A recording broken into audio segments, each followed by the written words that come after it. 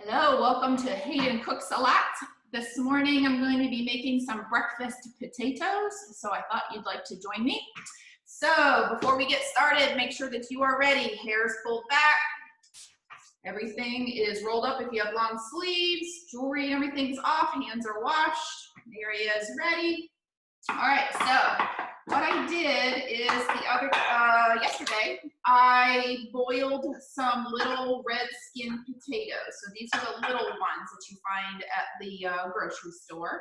I got these at, I think, Lidl. So they're pretty cheap there, or at Aldi's. What I did is I washed these really good, and I made sure that they did not have any eyes growing out on them when I bought them.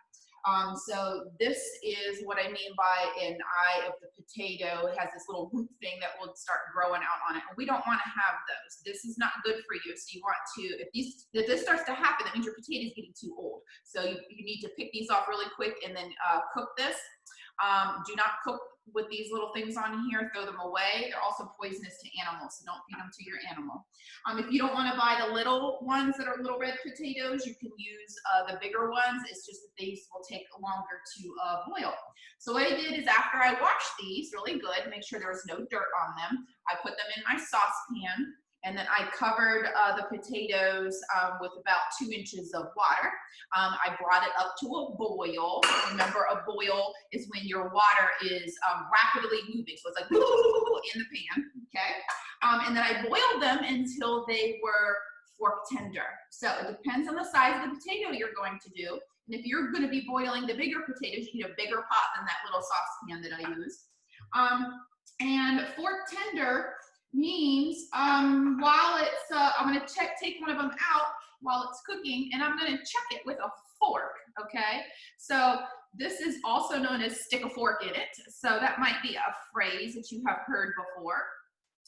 So I can stick a fork all the way to the middle of that potato, and there's no resistance, like it's not cooked or hard in the center of it. So let's jump into your language arts class right now. So is stick a fork in it, that phrase, is that a metaphor, an idiom, a simile, or an onomatopoeia? And that one's nice. I like to say that one. Onomatopoeia. Which one is it? It's an idiom. All right, good. So the reason why you stick a fork in it rather than a knife in it is because a knife is pretty much going to go through anything. It might be harder to tell if the center of it is done or not. So a fork has flat ends, so it's a little bit easier to tell if it's cooked all the way through. So I left those skins on the potato on purpose. And the reason why is the skins is where you have a lot of the nutrition of your potato. It also gives you texture when you are eating it, and it's full of fiber. And remember, fiber helps you to go number 2, okay? So you are not constipated because you need to have enough fiber and water in your life so you can go easily. So potatoes have lots of nutrients in them. The higher nutrients would be vitamin C, and what is the other one? Potassium. Yeah, and remember, vitamin C helps us with not being sick, and potassium helps you not to have muscle cramps. Of course, there's the fiber in it, which helps you go to the bathroom, and then there's also vitamin B6 in it. Remember, there's multiple B vitamins, so B6, which is good for your nerves in your body, and potassium with your muscle cramps. And there's also magnesium in it, which also helps with your muscles and nerves. And remember, with your vitamins, in my nutrition class, and you also learned this in your health class and probably science class too, remember B and C are your water-soluble vitamins. So remember this, B and C go out in your pee. So that's why your body needs to have them every day. So we want to have our B and C vitamins because our body does not store them, and they are eliminated out in your urine every day. So B and C go out in your pee. And that's a way to remember that. Versus the other 4 vitamins, which are vitamins A, D, E, and K, which become a part of you and stay in your body. So what I'm going to do now is I'm going to cut up these potatoes. I'm using this little knife here. You remember what this is called? This is the paring knife, right? So I'm going to rainbow the potatoes because I don't like to have my fingers next to them when I'm cutting small stuff. So I'm going to rainbow it to hold on to it. I'm going to put the knife through the middle of it. Remember, these potatoes are already cooked. And then I'm just gonna slice down like that, and then flat side down, and then I could leave them this size if I wanted to, but I think I'm just gonna make them a little bit smaller, so I'm gonna cut them in half again. All right, and every potato is a little bit different size. This is a little bit larger one.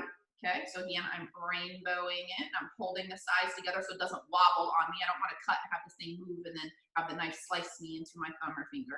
Okay, and then I'm going to cut this one into a few pieces. And the reason why we want to boil our potatoes first is to make sure that they are cooked through. This one had a little ugly spot on it, so I'm going to cut that off. And we want to make sure that they're cooked through before we go to saute them in our pan. How long do you boil your potatoes? Again, until they're fork tender. These took 15 minutes for them to be fork tender. So it just depends on the thickness of your potato. You might need to pull out the little potatoes first that might already be done, and then leave the larger potatoes still in the pan until they are fork tender, or you stick a fork in it, which again is an idiom. All right. So I'm going to quarter all these up or cut some of them in half, depending on how they are. All right. And remember, on a paring knife, we do not choke up onto the blade like we would with a chef knife. So we just hold on to the handle and we're careful with what we are doing. And after these potatoes were done yesterday, I cooled them off. I dried them off with a one of my flour sack towels, and then I put them in the refrigerator so they'd be ready for this morning to go. I like to use them after they've been cooked and chilled, because if you cook them while they're hot, try to saute them, the potato kind of falls apart a lot. So anyway, we use this with leftover potatoes that are already cooked. And then I took these out of the refrigerator about a half an hour ago to start to bring them a little bit to room temperature, so they're not like super cold when they go into my pan. All right, we'll be back in just a second and we'll start cooking these. All right, so I'm gonna be cooking the potatoes in my cast iron skillet. I use this thing every single day. I love a cast iron skillet. So it is made out of iron, and you actually get some of the iron from the pan that ends up getting into your food, which is a good nutrient for you. So the handle of this pan is hot because when the pan goes to heat, the whole pan gets hot. So you need to be careful that you don't grab it because you could burn yourself. So anyway, I have already started to warm this up.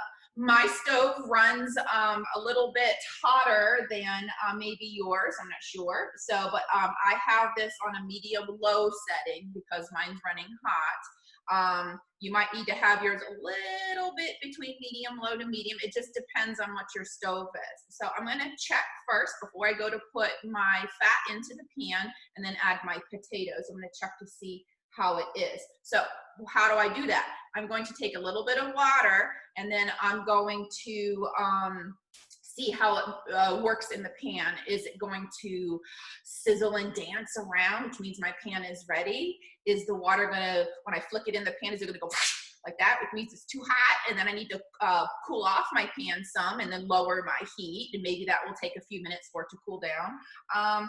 Or maybe I'm gonna put the water, and the water's gonna sit in the bottom pan, just sit there like, okay, and it's not doing anything. That means my pan's not hot enough and it's not ready for food to go in. So I can also use my hand, and I'm hovering my hand about 2 inches above the pan, and it feels very warm to me. So that tells me, hello, go stick a little thing of water in there and see how it is. So I'm gonna grab some water from my sink. Okay, and I have just a little bit in my hand. Can you see that? Let me see. Let me grab it again. There you go. You see how that's sizzling and dancing? The water's dancing, bubbling, but then it eventually evaporates. That means my pan is ready.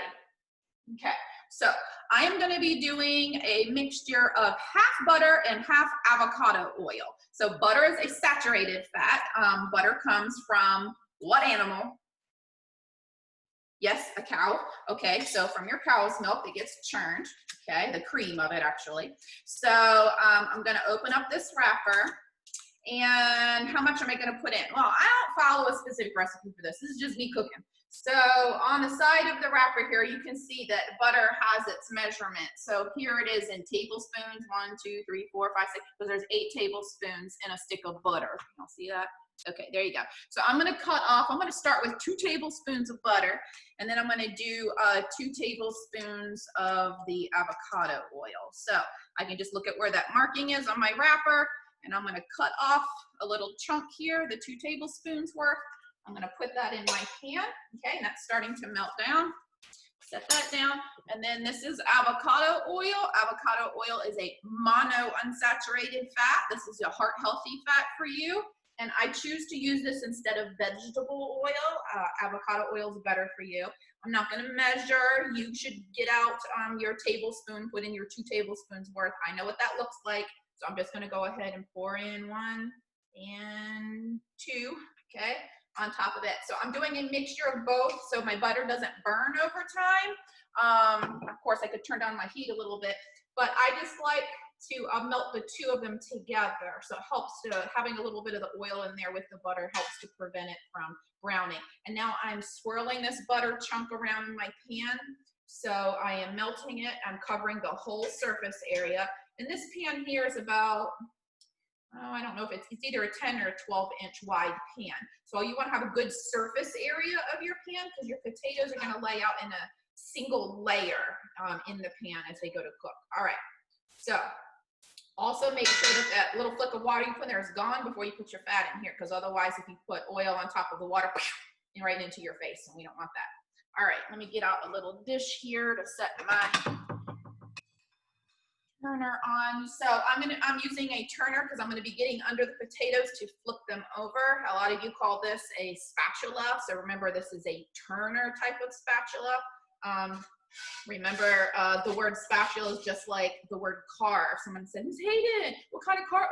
What kind of car? Wait, what is it?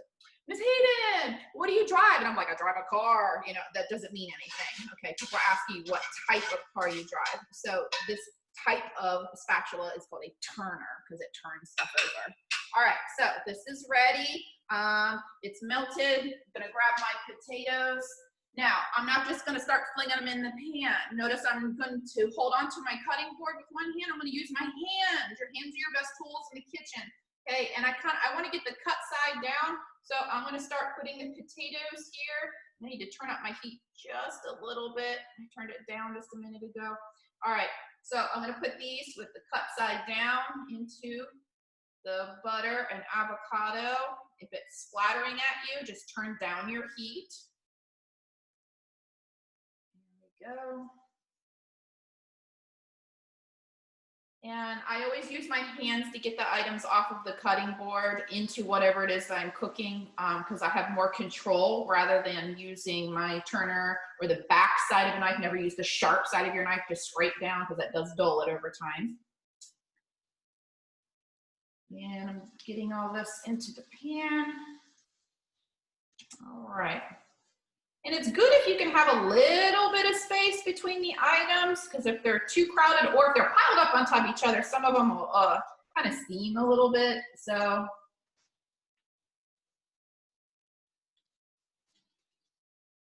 all right.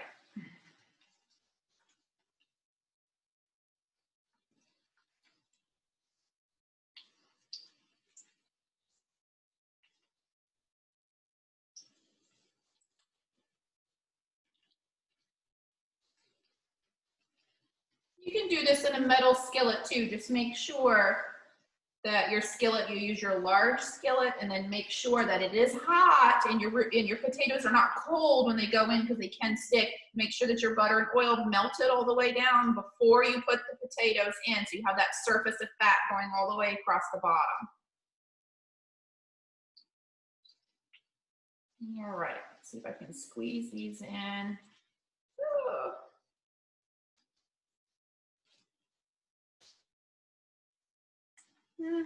It's pretty full. So I have a few leftovers here. I can cook those in round 2. All right, I'm gonna put this out of the way. Give my hand a rinse because I have potato starch on it. All right, and these are just sizzling. I'm gonna leave them alone.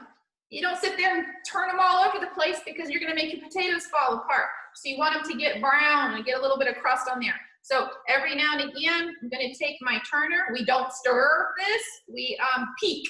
So over a little bit of time, I'm gonna peek. The ones in the middle usually cook first, okay? So I might need to move the ones from the middle out to the outer edges and then scoop the ones in the outer edges in to help them cook a little bit more evenly.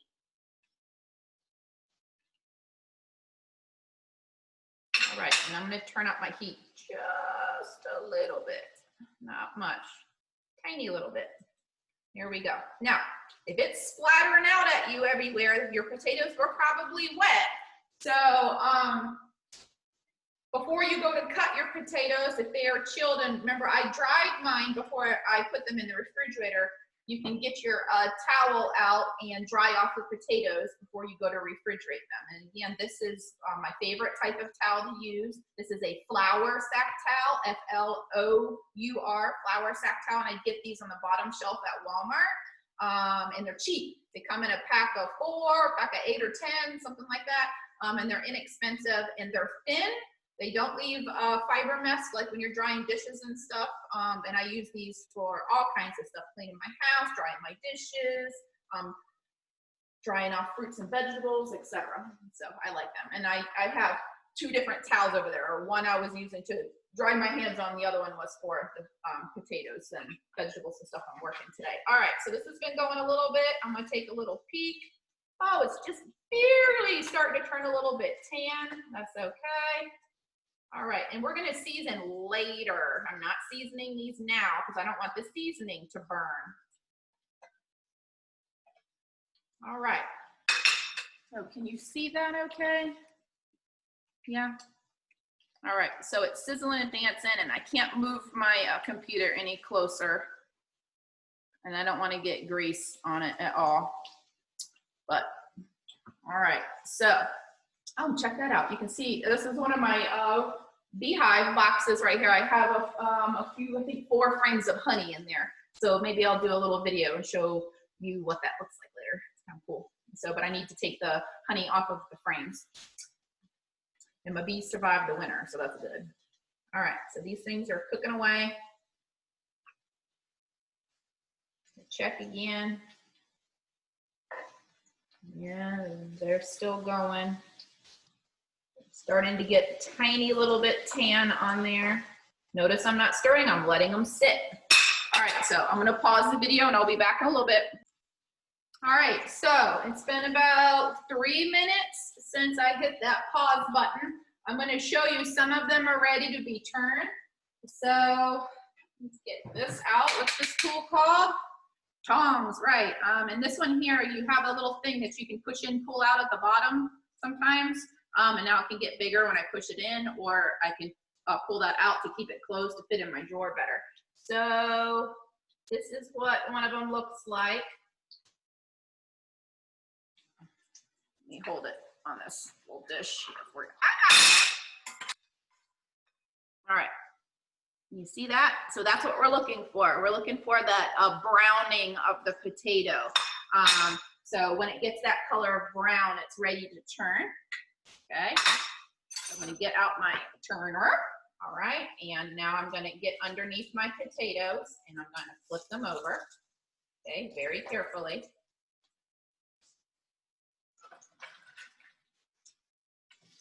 They're smelling good right now.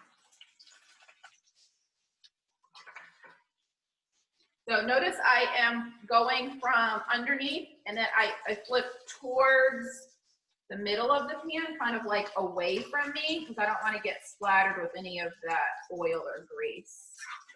All right, let me go towards the thing. And I'm not touching my pan handle because remember this type of pan, the cast iron pan, the whole handle and everything gets hot, so I don't want to burn myself.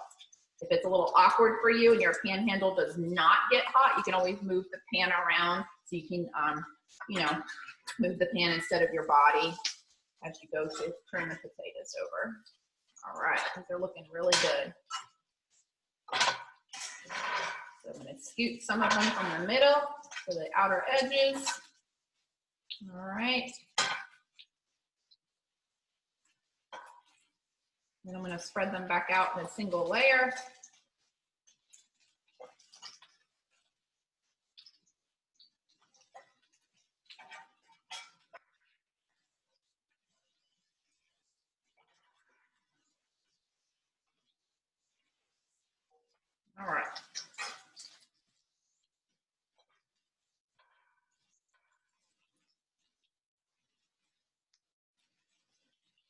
Being careful not to hurt the potatoes and mash them. Okay. Yeah, looks good. Spread out again. Make sure all the potatoes are hitting the bottom of the pan. They're not sitting on top of another potato, otherwise it won't brown. All right, that looks good. I'm gonna let that sit for a little bit. I'll pause the video. Okay, it's been about a minute and a half. These are still going. I'm gonna show you what spices I feel like eating on them today. So I'm gonna use pink Himalayan salt. I get this at Costco. I think it's like $3 or $4 for this thing. I don't know, and that's a good deal for this amount of pink Himalayan. And this already has a little grinder on the top of it. You just pop the lid off and then grind it on. I'm gonna use some black pepper. I keep my thing in a little dish because it always has pepper that falls out. So I keep this in this little thing so I don't get my cupboard messy.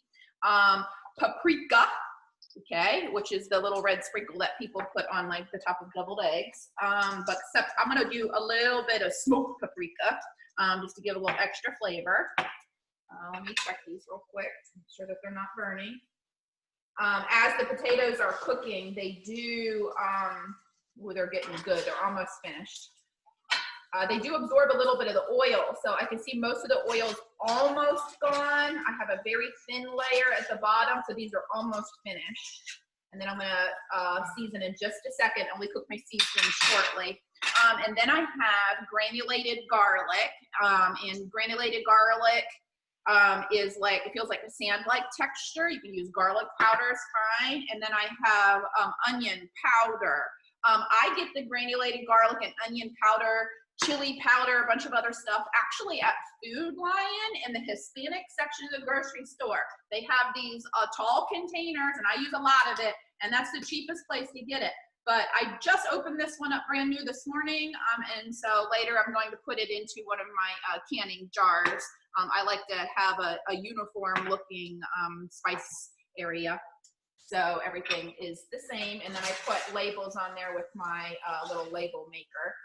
And I go through spices like crazy because I cook all the time. So that's why I have like the cumin, onion powder, garlic powder, chili powder, stuff like that. I buy these big, tall containers of them because I go through them quickly. So that's a better cost savings for me. All right, my potatoes are done. So I am ready. They're all golden brown all over the place, but not like dark where they're getting burnt. So now it's ready. I'm ready for my seasoning. So first thing I'm going to do is I'm going to add on some salt. I'm going to go all the way around onto the potatoes. And Himalayan salt is full of a bunch of minerals in there. So it is tasty and nutritious. So here's the onion powder. This has a sprinkle thing, so I'm gonna sprinkle a little bit across here. Of course, I could have cooked some onions, fresh onions in here too, would have been delicious. And now I'm gonna grab the garlic, okay? And I'm just gonna take a little bit and sprinkle, okay, across. And a little bit of this smoked paprika.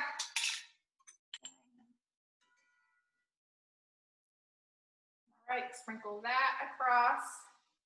The smoked paprika is stronger than the regular paprika, so you don't want to use too much of it. And now I'm gonna crank on some black pepper. All right. Stir. And this is why my spices did not go on early, because they will burn. You put them on at the end. Okay, so I'm tossing my potatoes in the spices. I'm now turning off my heat.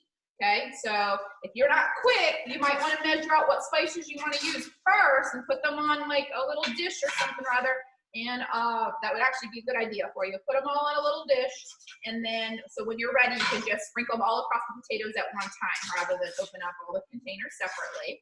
Okay, I've been cooking a long time. I'm pretty old, so I can go pretty quick, but if you are inexperienced cooking, you might want to do that. All right, so they are now coated in the spices. They are looking good. Heat is off. I'm gonna move my pan. Actually, if you have an electric stove, you would want to move your pan off of the heat.